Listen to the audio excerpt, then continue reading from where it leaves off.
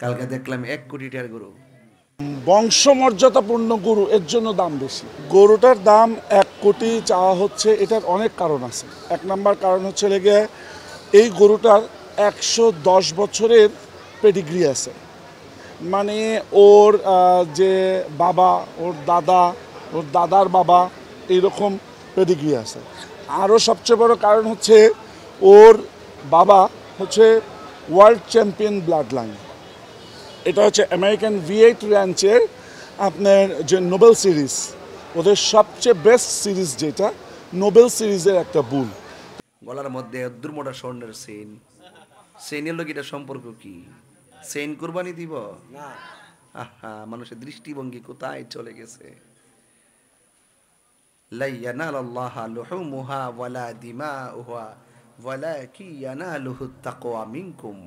আল্লাহর কাছে কুরবানির গোশত পৌঁছে না, আল্লাহর কাছে কুরবানির পশুর রক্ত পৌঁছে না, আল্লাহর কাছে পৌঁছে বান্দার অন্তরে তাকওয়া। এই জন্য গরু কিনা মানুষকে দেখাইতে চাই না, আল্লাহকে রাজি করতে চাই।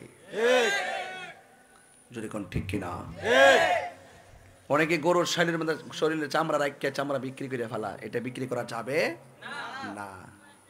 মনে থাকবে, কুরবানির গোশতের পশুর খুর আছে না, খুর শিং, এইগুলো মিজানের পাল্লার বাটকারা হয়ে যাবে।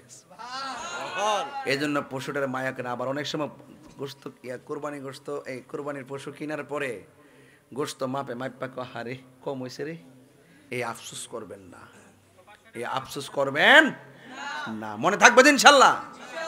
একটু পরে বলবো, কিছু লোক আছে সমাজের সাইজ করুন, আগে ওয়াশটা একটা গুছায় ফালাইলো জায়গা মতো, বাপ ডাহামো। আন্নাল্লাহা মাআল মুত্তাকিন।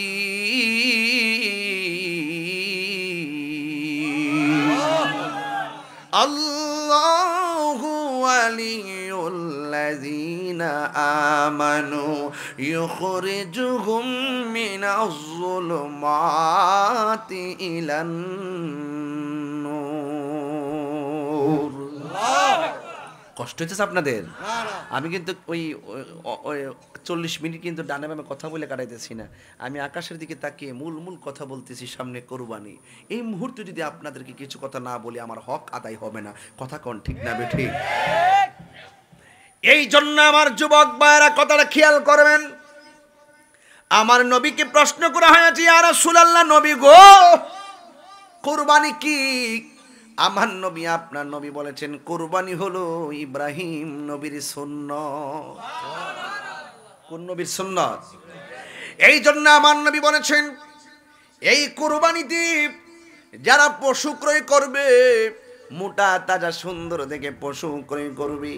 কারণ হাসরের ময়দান যেদিন কায়েম হবে, যেদিন আমার আল্লাহ পুলসিরাতের উপরে, পুলসিরাতটা জাহান্নামের উপরে সাজাইব, চুলের চাইতে চিকন হবে, হীরার চাইতে ধারালো হবে। ওই পুলসিরাতের উপরে যখন, জাহান্নামের উপরে যখন পুলসিরাতটা থাকবে, মানুষ সেই দিন কোরবানির পশুর উপরে আরোহণ কইরা কইরা পুলসিরাত পার হয়ে যাবে। আপনারা তো সদরি বাড়ির মানুষের দেখাইবার লাগে গরু কিনেন, আর তো বুইয়া বাড়ির বেড়াইতে 3 লাখ টাকার গরু না কিনলে কি আমার কে মানুষে বড় লোক কইব? একটা ব্যবসা আছে না, শতকরা 100%-এর ভিতরে এইটা কাজ করে। গরুটা আনলে এমন কই, বাবা আনছি রে, আছে কিনা? কালকে দেখলাম 1 কোটি টাকার গরু, গলার মধ্যে দুর্মোটা স্বর্ণের চেইনের লোক এটা সম্পর্ক কি? চেইন কুরবানি দিব না? আহা, মানুষের দৃষ্টিভঙ্গি কোথায় চলে গেছে। লা ইয়ানালাল্লাহা লুহুমুহা ওয়ালা দিমাউহা ওয়ালাকিন ইয়ানালুহুত তাকওয়া মিনকুম। আল্লাহর কাছে কুরবানির গোশত পৌঁছে না, আল্লাহর কাছে কুরবানির পশুর রক্ত পৌঁছে না, আল্লাহর কাছে পৌঁছে বান্দার অন্তরে তাকওয়া। এই জন্য গরু কিনা মানুষকে দেখাইতে চাই না, আল্লাহকে রাজি করতে চাই। যদি কোন ঠিক কিনা?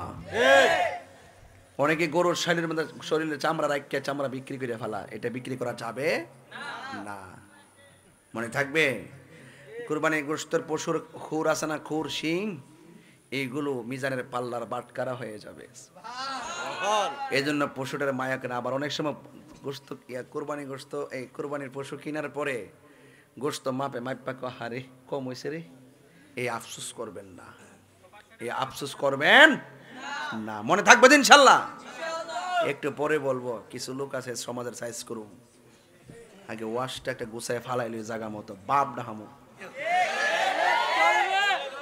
কুরবানির গোশত জবাই করে হে অর্ধেকটা নিয়ে ফ্রিজের ভিতরে হামদায় দেয়, হাত দিলে কো ঠিক কিনা? আল্লাহু আকবার, ইয়া রাসূলুল্লাহ, ইয়া রাসূলুল্লাহ,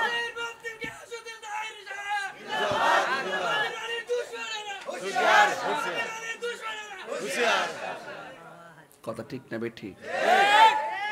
আবার কিতা করে জানেননি, গরুর গোশত সুন্দর করে খা, গরিবে বাইতে আইবার আগে গরুর গোশত খাইয়া সাদা একটা লুঙ্গি ভইরা ফেটটা বাইর কইরা গামছাটার কোমর মধ্যে গামছাটা বাইন্দা হে সড়ক দিয়ে আড়ে অত্তর হিলেল দে লয়া ক সারা খাইছত না খাইয়া বইলা লাই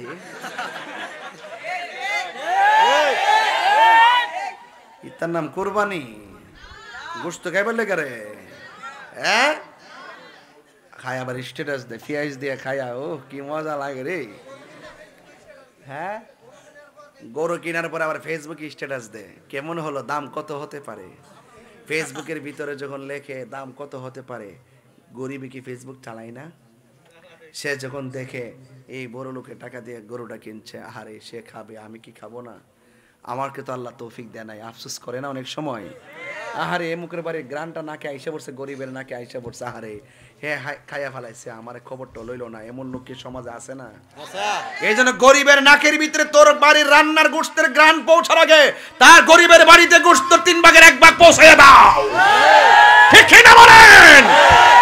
এটার নাম ইসলাম, এটার নাম ইসলাম। মনে রাখবেন, কুরবানি গোশত খাওয়ার জন্য না, বলছেন কুরবানির গরুর গোশত আল্লাহর কাছে পৌঁছে না, রক্ত আল্লাহর কাছে পৌঁছে না, পৌঁছে বান্দার অন্তরে তাকওয়া। অন্তরে খবর কেউ জানে না, একজন জানে, জবান খুলে কোন তিনি কে। আমার কথা অনেকের কষ্ট হইতে পারে না, এটা বাস্তব। এও আবার গরিব যখন নিতে হয় দেখবেন হাড্ডিডি গুড়া হাড্ডিডি এমনি বাগা কইরা কইরা গরু তৈরি রাখে, এই 10-15 জন দিয়ে শেষ হয়েছে কতখানি আইস, ওরে বাটফা সবজি নিয়ে আছে ডোয়াইলেছে ফ্রিজের ভিতরে, হে কয়েকজনে দিয়ে কতখানি আইস, আগে আইলে না কিনলে গিয়া, আগে বলে আইলে না কিনলে গিয়া, এরকম লোক সমাজে আছে না নাই? আরো যারা আছে না নাই? বিচার হবে কর্ম অনুসারে, বিচার হবে কর্ম অনুসারে, কঠিন হাসরে বিচার হবে কর্ম অনুসারে, ঠিক না রে বাবা? আমার যুবক ভাইয়েরা, এবার ইব্রাহিম নবীর এই বাঘের খাঁচার সামনে ঢুকাইলো, জবানটা খুলে কোন জানে কেউ নাই, তার কে আছে? বন্ধুরা রে আমার,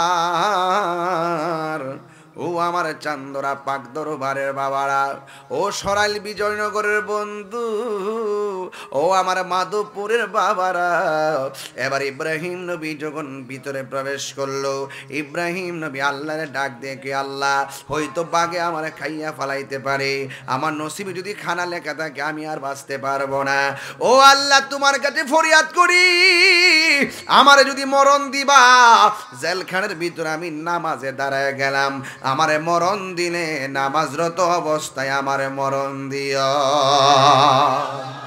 এই কথা বইলা তিনি আল্লাহু আকবার বলে দাঁড়ায় গেছে, বাগে তারে পিছন দিক দিয়ে ধরতে গেল, ইব্রাহিম নবী রুকুর মধ্যে চলে গেল, আবার রুকুর মধ্যে খাড়ের মধ্যে ধরতে গেল, ইব্রাহিম নবী রুকু থেকে দাঁড়ায় সোজা দাঁড়ায় গেল, আবার পিছন দিক দিয়ে ধরতে গেল, ইব্রাহিম নবী রুকুর মধ্যে চলে গেল, আবার ইব্রাহিম নবীর সেজদার মধ্যে চলে গেল, সেজদার মধ্যে ধরতে গিয়েছে, ইব্রাহিম নবী আবার বসে গেছে, আবার বসার মধ্যে ধরতে গেছে, ইব্রাহিম নবী আবার সেজদার মধ্যে গেল, এইভাবে প্রথম রাকাত দ্বিতীয় রাকাত পড়ছে, পড়ার পরে ইব্রাহিম নবীর সামনে ইব্রাহিম নবী যখন বসে বসে পড়তেছেন, সালাম ফিরাইবার আগে বাঘটাও ইব্রাহিম নবীর সামনে এমন ভাবে দাঁড়ায় গেছে, এমন ভাবে পা দুইটা তুলে দাঁড়ায় রইছে।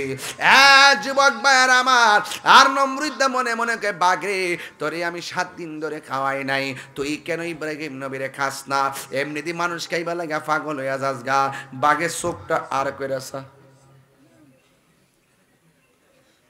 এমন ভাবে চাইছে মনে কইতেছে বাতিজা তোরা ফেলে খবর গেলাম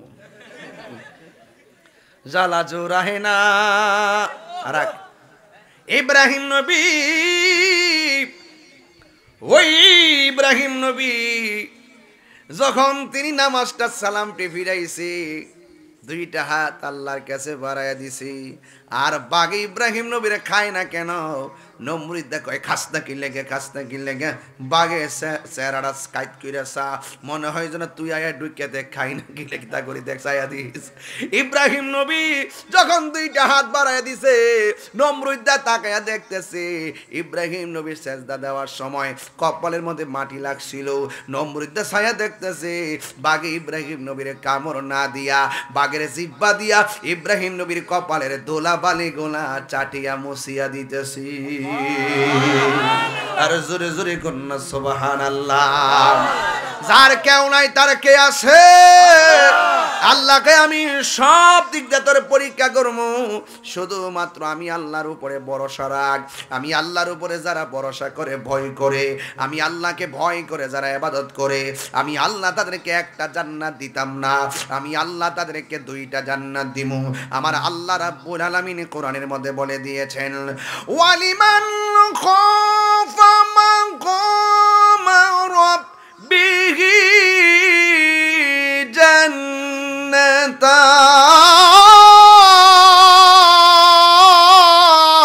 জান্নাতান